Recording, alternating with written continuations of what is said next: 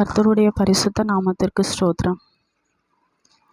நாளில் 2 நாளாகமம் 14ஆம் அதிகாரம் 11ஆம் வசனத்தில் ஆசா தன் தேவனாகிய கர்த்தரை நோக்கி கூப்பிட்டு, கர்த்தாவே, பலம் உள்ளவன் ஆகிலும் பலனற்றவன் ஆகிலும் உதவி செய்கிறது உமக்கு லேசான காரியம். எங்கள் தேவனாய் கர்த்தாவே, எங்களுக்கு துணை நில்லும். உம்மை சார்ந்து உம்முடைய நாமத்தில் ஏராளமான இந்த கூட்டத்திற்கு எதிராக வந்தோம். கர்த்தாவே, நீர் எங்கள் தேவன், மனுஷன் உம்மை மேற்கொள்ள விடாதேயும் என்றான். மனுஷன் உம்மை மேற்கொள்ள விடாதேயும்.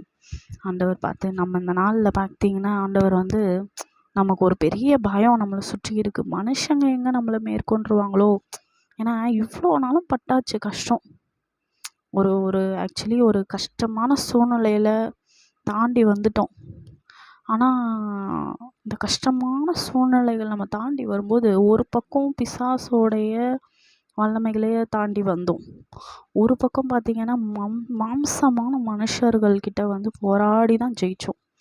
ஏன்னா பார்த்திங்கன்னா நம்ம ஆண்டவரை பிடிச்சிக்கிட்டதுனால தான் ஒரு பக்கம் பிசாசை ஜெயித்தோம். ரெண்டாவது பார்த்திங்கன்னா இன்னொரு பக்கம் ஆவியில் நடக்கிற எல்லா மனுஷனுக்குமே போராட்டம் அந்த மாம்சீகமான மனுஷர்கள் மூலமாக தான். அதாவது மாம்சீகமான மனுஷங்க என்ன பண்ணுவாங்கன்னா, ஒரு பக்கம் அவங்க பிசாசால் இயக்கப்படுறது உண்மை. இன்னொரு பக்கம் தனக்கு ஒரு காரியத்தை அவங்க பார்த்திங்கன்னா வச்சுக்கிட்டு அதுதான் அப்படின்னு அதில் நிற்பாங்க. ஆனால் நம்ம ஆவியானவருக்குள்ளே நடக்கிற நம்ம எப்படி இருப்போம்னா, ஆண்டவரையே சார்ந்து அவருக்கு என்ன பிடிக்குமோ அவரோட சித்த செய்யணுமோ அவருக்கு பிரியமானது செய்யணுன்ற ஒரு வழியில் நடந்துட்டுருக்கோம். இப்போது நமக்கு ஒரு பயம், ஒரு ஆழமான பயம் நம்ம மனசுக்குள்ளே அப்படியே ஓடிட்டுருக்கு. என்னென்னா, பிசாசோட வல்லமைகளை மேற்கொள்ள முடியாத நாட்களும் இருந்திருக்கு நம்ம வாழ்க்கையில். ஏன்னா அதை பார்த்து பயந்து சோர்ந்து போன நாட்கள் இருந்திருக்கு. ஆனால் அதையும் ஜெயிக்கும்படியான கிருபைகளை நம்மளுக்கு ஆண்டவர் இன்னைக்கு கொடுத்துட்டாரு. எப்படி சொல்கிறேன்னா, ஒரு காலத்தில் மோசே பார்வோனோட சாஸ்திரங்கள் எல்லா அதாவது காரியங்களையும் கற்று தேர்ந்தவன் தான். ஆனால் அவனால் தன்னுடைய மாம்ச பலத்தினால ஒரு எகிப்தியனை தான் கொல்ல முடிஞ்சதே கண்டி பார்வோனை எதிர்த்து நிற்க முடியல. அதனால தான் பயந்து போய் ஓடி வந்துட்டார். ஏன்னா பார்வோனுக்கு பின்னாடி இருந்து ஃபுல்லாக மந்திர வல்லமைகள். பார்வோன் ஒரு மனுஷனாக கிடையாது. அது மோசேக்கு நல்லாவே தெரியும். ஏன்னா அங்கே தானே வளர்ந்துருக்காரு. அரண்மனையில் சாஸ்திரங்கள்லாம் கற்று தேர்ந்து வல்லவனாக தான் வளர்ந்துருக்காரு. இப்போ பார்வோன் கூட இருந்தது பின்னாடி இருந்தது ஃபுல் அசுத்தாவின் வல்லமைகள், பில்லி சூனிய வல்லமைகள், மந்திரங்கள், செய்வினைகள், இதெல்லாம் மோசேக்கு நல்லாவே தெரியும். ஆனால் தன்னோட சொந்த பலத்தினால ஒரே ஒரு எகிப்தியனை தான் அவரை கொல்ல முடிஞ்சதே கண்டி அவனால் பார்வோனை எதிர்த்து நிற்க முடியலை. அங்கே பார்வோனை அவரை கொலை செய்ய தேடுறான்னு மீதியான் தேசத்துக்கு ஓடி அவர் 40 வருஷமாக பயந்து போய் மீதியானில் தேசத்தில் மறைந்து ஒளிந்து கொண்டு உயிருக்கு பயந்து வாழ்ந்துட்டு இருந்திருக்காரு. ஆனால் எப்போ அவர் தேவ வல்லமையை பார்த்தாரோ, முச்செடி எரிகிறதையும் கோல் பாம்பா ஆண்டவர் சில அடையாளங்களை காட்டி உனக்கூட இருக்கிற தேவன் பெரியவர்ன்றதை ப்ரூஃப் பண்ண பிறகு தான் மோசேக்குள்ளே ஒரு பெரிய ஒரு நம்பிக்கை வருது. ஆமாம், நம்மளால் பார்வோனை எதிர்க்க முடியும். ஏன்னா மோசேக்கு நல்லாவே தெரியும், அவர் அங்கே தானே வளர்ந்துருக்காரு. அவருக்கு நல்லா தெரியும் அதுக்கு பின்னணி என்னன்னு தெரியும். ஸோ நம்ம பலத்தால் நம்ம எதிர்த்து நிற்க முடியாதுன்றதால தான் ஓடி வந்துட்டார். ஆனால் இப்போ தேவனை இறங்கி அற்புத வல்லமையை மோசேக்கு காட்டுறாரு. It's a miracle. அதாவது முச்செடி எறிகிறதும் ஒரு மிரக்கிள், கோல் பாம்பா மாறுறது ஒரு மிரக்கிள். அந்த மிரக்கிளை பார்த்த உடனே மோசேக்கு ஒரு பெரிய நம்பிக்கை. ஃபஸ்ட்டு முடியாது நான் திக்குவாய் மந்த நாயவன்றவரை இருந்த மோசேவையே ஆண்டவர் பார்த்திங்கன்னா அந்த அற்புதத்தை பார்க்கும்போது விசுவாசிக்கும்படியாக மோசையோட மனதை திருப்புறாரு. அப்புறம் மோசே ஆண்டவர் கீழ்ப்படிஞ்சு அங்கே போகிறாரு, பார்வோனை எதிர்த்து நிற்கிறாரு. ஆனால் தன் பலத்தினால இப்போ எதிர்த்து நிற்கல, மோசே தேவனால் எதிர்த்து நிற்கிறார். தேவ பலன் அவரை நிரப்பிடுச்சு, ஆவியானவர் நிரப்பி இப்போ பார்த்திங்கன்னா அவர் எப்படி நிற்கிறாருன்னா, அங்கே பார்வோனுக்கு தேவனாக ஆண்டவர் வச்சுட்டாரு மோசையை. ஒரு பயங்கரமான ஒரு பெரிய விஷயம் கர்த்தர் இந்த நாளில் நமக்கு தான் ஆக்சுவலி சொல்கிறாரு. நிறைய நேரம் ஒரு காலத்தில் எந்த வல்லமையை பில்லி சூனியத்தை பார்த்து எந்த பிசாசோட கிரியைகளை பார்த்து பயந்து ஓடி ஒளிஞ்ச மோசேவா நம்ம இருந்தாலும், கர்த்தர் சில அற்புத அடையாளங்களை நமக்கு செஞ்சு உன் கூட இருக்கிற தேவன் தான் பெரியவர், அவன் கூட இருக்கிறவனை காட்டிலும் உனக்குள்ளே இருக்கிறவன் தான் பெரியவருன்றத பலவீனமான நமக்கு அவரோட பலத்தை கொடுத்ததுனால தான் இப்போ நம்மளால் ஆக்சுவலி ஒரு தைரியமாக வாழவே முடியுது.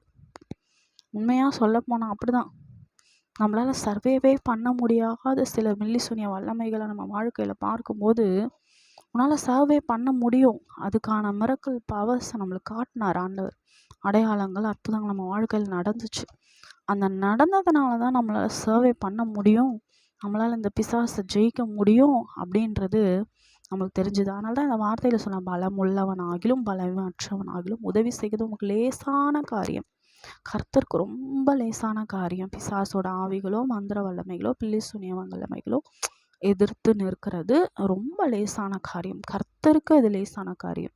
கர்த்தரை சார்ந்து கொண்டவர்களுக்கு அது லேசான காரியம். அதே மாதிரி பார்த்தீங்கன்னா ஏராளமான கூட்டத்தில் எதிர்க்க வந்தப்போ அவர் இன்னொரு வார்த்தை சொல்றாரு, மனுஷனுமே மேற்கொள்ள விடாதேயும். ரெண்டாவது விஷயம், நம்மளுக்கு ஒரு பெரிய ஃபியர் என்னன்னா, இப்போ பிசாசை ஜெயிக்கிறது ஈஸின்னு நம்மளுக்கு தெரிஞ்சிருச்சு. வார்த்தையை படித்தா வல்லமையை வார்த்தையை பயன்படுத்தினா பிசாசை ஜெயிச்சிடலாம். ஆனால் இப்போ ஒரு விஷயத்தை நம்ம ஜெயிக்க வேண்டியிருக்கு. என்னென்னா, மனுஷன், மாம்சமான மனுஷன், நம்மளுக்கு விரோதமாக எதிர்த்து நிற்கிற மாம்சமான மனிதர்கள், அவர்களை மேற்கொள்ள விடாதேயும். அப்போ இந்த மாம்சமான மனிதர்கள்லாம் நான் மேற்கொள்ளலாம் ஆவியானவரே. உங்களுக்கு ஒன்று ஆண்டவர் இது ஒரு தீர்க்க தரிசனமான வார்த்தை. என்னென்னா, கர்த்தர் நம்மளை பார்த்தா சொல்கிறாரு, உன்னை சுற்றி நிறைய மாம்சமான மனிதர்கள் உன்னை பார்த்து சொல்கிறாங்க, என்ன நீ பெருசா, உன்னாலலாம் ஒன்றும் முடியாது அப்படின்னு சொல்லிட்டு உன்னை ரொம்ப நாங்கள் தான் பெரிய ஆள் அப்படின்ட்டு ஒரு காரியத்தை அவங்க ஏதோ ஒரு காரியத்தை பிடிச்சிட்டு அப்படியே நிற்பாங்க. ஆனால் கர்த்தர் இந்த நாளில் நம்ம பார்த்து தான் சொல்கிறாரு, கர்த்தரை சார்ந்து கொண்ட நம்ம எப்படி இருப்போம்னா, வர நாளில் இது நடக்க போகுது. கண்டிப்பாக லிட்ரலாக இது நடக்க போகுது. எலியா கர்த்தரை சார்ந்து கொண்டதுனால கர்த்தருடைய வல்லமையை மனிதர்கள் முன்னாடி அவன் ஆக்சுவலி அதை ஒரு அப்படியே டெமான்ஸ்ட்ரேட் பண்ணி காமிக்கிறார். அக்கினிய வானத்துலேருந்து கொண்டு வந்து எலியா எந்த மட்டும் நீங்கள் குந்தி நடிப்பீங்க 2 நினைவுகளால். கர்த்தர் தெய்வமானா கர்த்தரை பின்பற்றுங்க, பாகால் தெய்வமானா எதனா ஒன்றுத்தை பண்ணணும். 2மே வேணும். இதுவும் தெய்வம் அதுவும் தெய்வம்னு இருக்காதீங்க. அப்போ எலியா ஆக்சுவலி என்ன டெமான்ஸ்ட்ரேட் பண்ணி காக்குறான்னா, கர்த்தர் ஒருவர் தான் தெய்வம் அப்படின்றத மாம்சமான மனிதர்களுக்கு புரிய வைக்கணும். இப்போ அதை புரிய வைக்கணும்னா ஆக்சுவலி அவருக்கான ஒரு வல்லமையான ஒரு காரியத்தை அவங்க அங்கே செய்து காட்டணும். அதை செய்யும்போது அத்தனை மனிதர்களும் கர்த்தரே தெய்வம் என்று அவர் பாதத்தில் அப்படியே விழறாங்க, ஆண்டவர் பாதத்தில். இதுதான் ஆக்சுவலி நம்ம லைஃப்பில் நடக்க போகுது. இவ்வளோ நாளாக நம்ம வாழ்க்கையில் ரொம்ப வேதனையான விஷயம் என்னன்னா கிறிஸ்தவங்கன்றாங்க, பணத்தையும் ஆராதிக்கிறாங்க, தேவனையும் ஆராதிக்கிறாங்க, உலகத்தையும் ஆராதிக்கிறாங்க, தேவனையும் ஆராதிக்கிறாங்க, துணிகரமாக பாவம் செய்கிறாங்க, மற்றவங்க வாழ்க்கையை கொள்ளையடிக்கிறாங்க. ஆனாலும் தேவனை சர்ச்சில் அப்படியே முட்டி போட்டு உண்மையாகவே தேவனை ஆராதிக்கிற மாதிரி இதெல்லாம் பார்த்து அப்படியே கண்ணி போன ஒரு இருதயத்தை பார்த்து தான் ஆண்டவர் இந்த நாளில் பேசிகிட்ருக்கார். நீ எனக்கு முன்னாடி நிற்கிற எலியா, நீ மற்ற ஆண்டவர் 2 நினைவுகளாக நடக்கிற மனுஷங்களை பார்த்து உனக்கு அப்படியே மனசெல்லாம் உடஞ்சிருக்கு. நம்ம தேவனை விட்டுட்டு இப்படியும் நடக்கிறாங்களே மனிதர்கள், ஆண்டவரை ஆராதிக்காமல் 2 நினைவுகளாக இருக்காங்களே.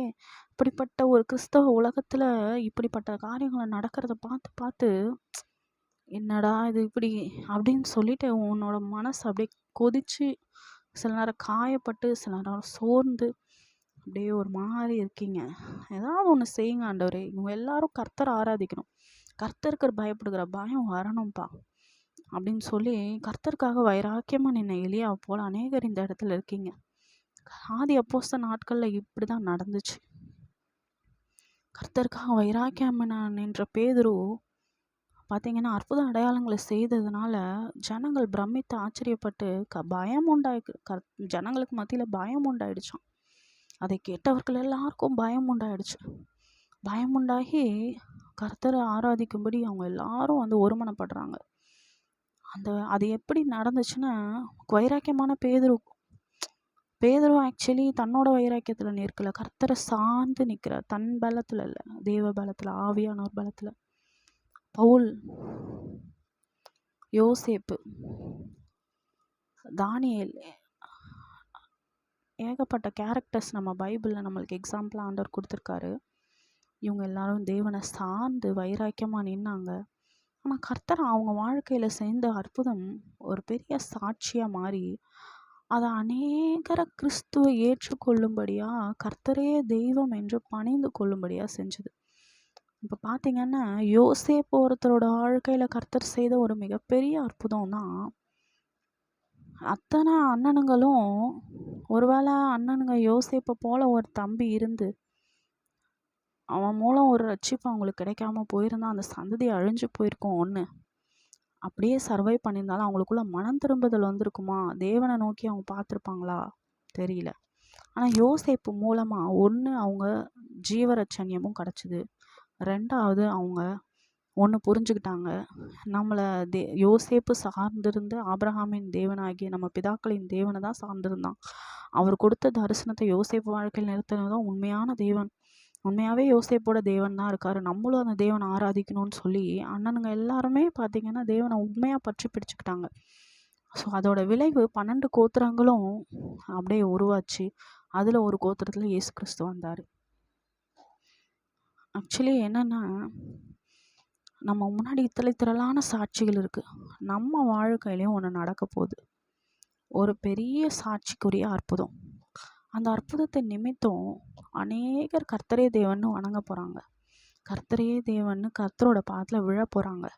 2 நினைவுகளாக இருக்குது. கிறிஸ்தவர்கள் இருக்காங்க பார்த்தீங்களா, பணத்து பின்னாடி போகிறது, பொருள் பின்னாடி போகிறது, உலகத்துக்கு பின்னாடி போகிறது, தேவனையும் ஆராதிச்சுக்கிறது. இந்த மாதிரி 2 நினைவுகளாக இருக்கிற அத்தனை கிறிஸ்தவர்களுக்கும் முன்னாடியும், அத்தனை உலக மனுஷங்க முன்னாடியும் தேவன் என்ன பண்ண போகிறாருன்னா, கர்த்தரை பற்றி கொண்ட கர்த்தருடைய பிள்ளைகளை ஆசீர்வதிக்கிற அந்த ஆசீர்வாதம் கர்த்தரால் வந்த ஆசீர்வாதம்.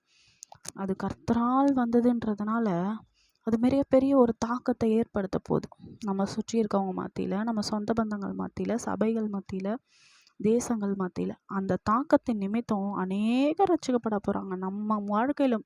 ஆக்சுவலி இது லிட்ரலாக இதை கேட்டுட்ருக்க எல்லாரோட வாழ்க்கையில் நிறைவேற போகுது. ஏன்னா இது நமக்கான தீர்க்க தரிசன வார்த்தை. உன் வாழ்க்கையில் நடக்க போகிற ஒரு பெரிய அற்புதத்தின் நிமித்தம் தேசங்கள், கிராமங்கள், பட்டணங்கள், உன் சொந்த குடும்பம், சொந்த கணவராக கூட இருக்கலாம், பிள்ளைகளாக இருக்கலாம், ஒருவேளை அது சபை மக்களாக இருக்கலாம், நீ போகிற சர்ச் பீப்பிள்ஸாக இருக்கலாம், யாராக வேணா இருக்கலாம். உன் வாழ்க்கையில் நடக்க போகிற ஒரு அற்புதம், நீ கடந்து வந்த அந்த கடினமான பாதையை தாண்டி தேவனுக்காக காத்திருந்தது நிமித்தம் தேவன் செய்ய போகிற அந்த ஒரு அற்புதம் மிகப்பெரிய ஒரு தாக்கத்தை ஏற்படுத்த போகுது. அது மட்டும் இல்லாமல் அநேகர் இந்த பிள்ளைக்குள் கூட இருந்தது தேவன் தான், கர்த்தர் தான் உண்மையான தேவன், நம்ம எல்லாத்தையும் விட்டுட்டு ஆண்டவரை பின்பற்றுவோன்னு சொல்லி அநேகர் தேவனோட பாதத்தில் விழ போகிறாங்க. அப்படிப்பட்ட ஒரு பெரிய உயர்வையும் அப்படிப்பட்ட ஒரு பெரிய அற்புதத்தையும் கர்த்தர் இந்த நாளில் நம்மளுக்காக நியமித்து விட்டார். கர்த்தர் அதை செய்ய போகிறார். அதை நம்ம வர நாளில் அந்த கண்கள் பார்க்க போகிறது. நன்றி ராஜா. Thank you daddy.